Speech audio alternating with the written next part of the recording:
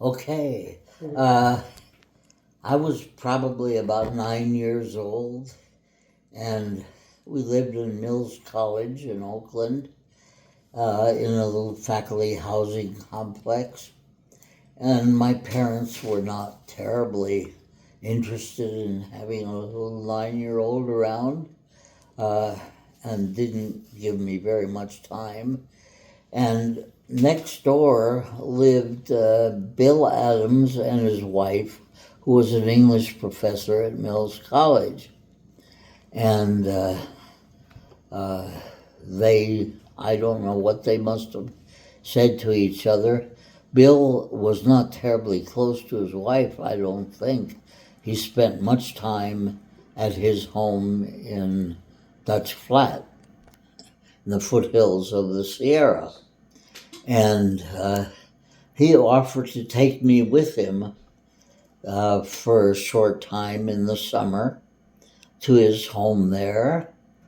And I was delighted to leave home for a while and went with Bill up to Dutch Flat, stayed in his house, and my main memory of that time is that he taught me to build a squirrel trap, which we constructed and left on the floor in the woods near his house.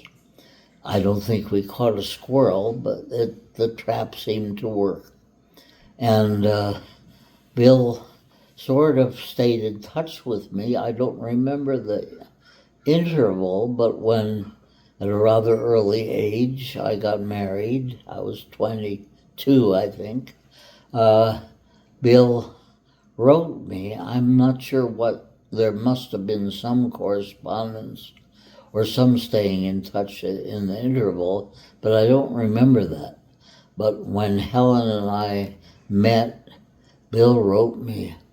I remember one charming, he would write these, type these letters on flimsy paper, usually sometimes on both sides of the paper, which made it hard to handle. And would write typed letters to me. And he wrote a very beautiful letter, I remember. I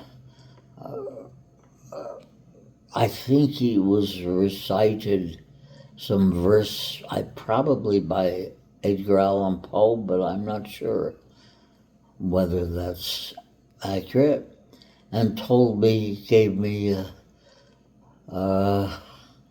sort of a thoughtful message about being in love and marrying.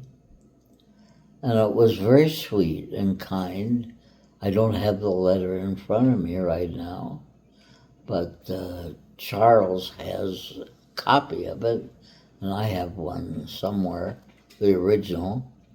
And he wrote me several letters that were idiosyncratic Bill Adams, about his ailments, about his straitened financial circumstances, and about thoughts about life in general. And that kept up for some years, those letters. There weren't many, but there are a few.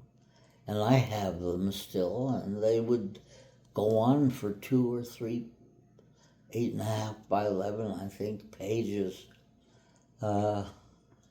typed, until one day I got a postcard from a colleague of mine at Berkeley saying I was teaching somewhere else by that point, telling me, "Today I buried our friend Bill Adams."